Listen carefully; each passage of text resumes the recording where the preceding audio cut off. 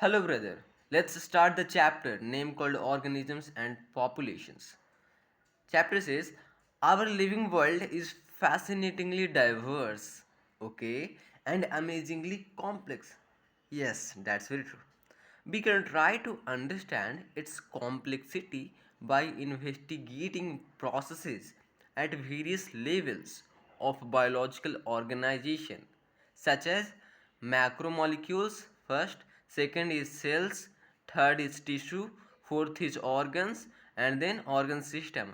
That organ system name called over here individual organism. Yes, like we as like humans have organ system, so we are a what, we are on single individual organisms, so that's why the terms organ system name called over here is individual organism, nothing but organ system this is.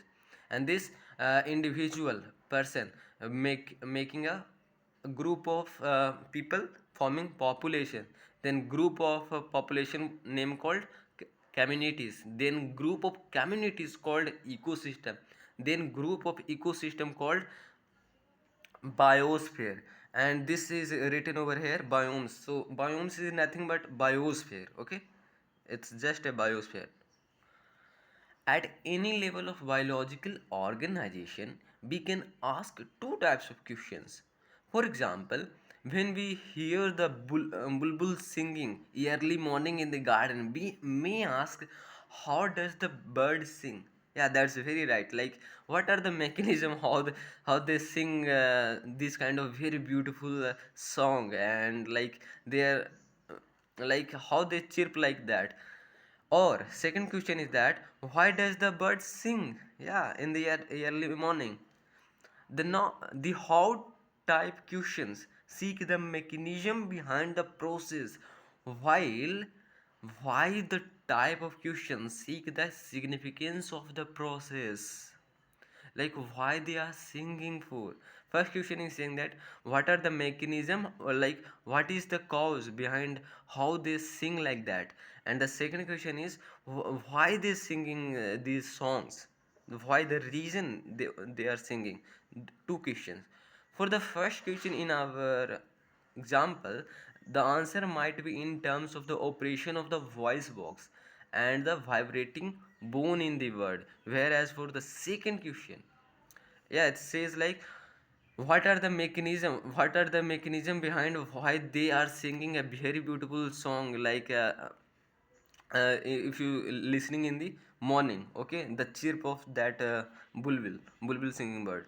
So like the bone and the vibrating bones and voice box something playing roles in that kind of sound producing. And the second question, like why they are singing, so the reason is, whereas for the second question, the answer may be lie in the bird's need to communicate with its mate during breeding season. Oh, that's the reason why they are singing in the for to making a mate, like they want to reproduce, they want to like evolve their children and try to make brings their children in their life. So that's why the reason they are singing, they are calling to their mate. When you observe nature around you with a scientific frame of mind, you will certainly come up with many interesting questions of both types. Why are night blooming flowers generally white? That means those flowers which blooms in the night, why they are generally white in color?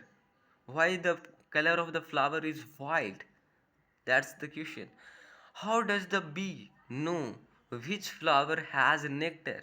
Nectar is like juicy, sugary content present in the flower. You have a homework, search nectar on Google and see what is nectar. Because nectar you can see like in the middle part of the hibiscus flower, you will get a nectar. In the rose and several other kind of, they are nectars present in the like center of the flower.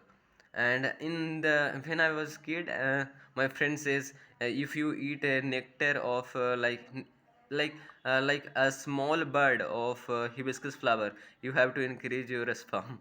My friend says like that. And I keep following that process. I even when I see a bird of a very small bud of uh, hibiscus flower, I eat it just because to increase the sperms.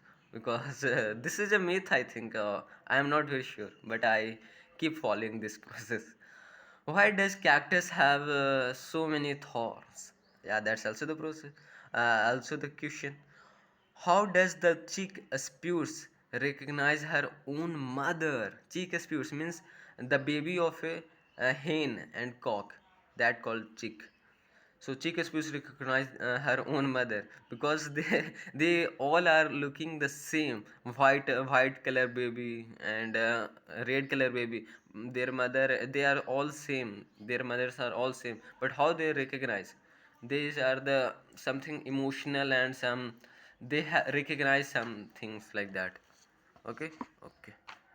Now, over here, you have already learned in previous classes that ecology is a subject which studies the interactions among organisms. That's very correct.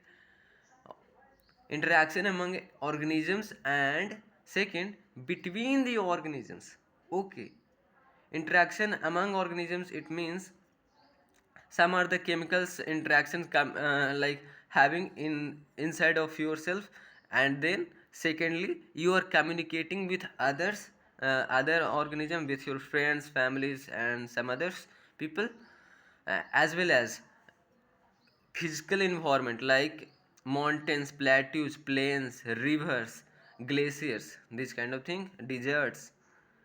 Ecology is basically concerned with four levels of biological organization. So, question is that over here, ecology is divided into how many types? So, answer is ecology is divided into four types, or you can say four level. So, what are the name of the level? First level is organisms level. Second level of ecology is population level. Third is communities level.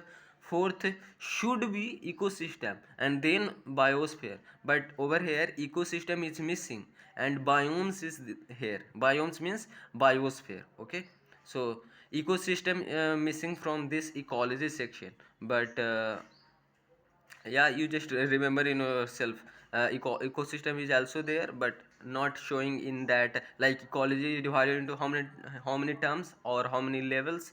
So only for organism, population, communities, ecosystem, no, only biomes, or you can say biomes like biosphere. In this chapter we explore ecology at organismic and population level, for just two level, organismic and population level, over this chapter. Till then, bye, see you soon.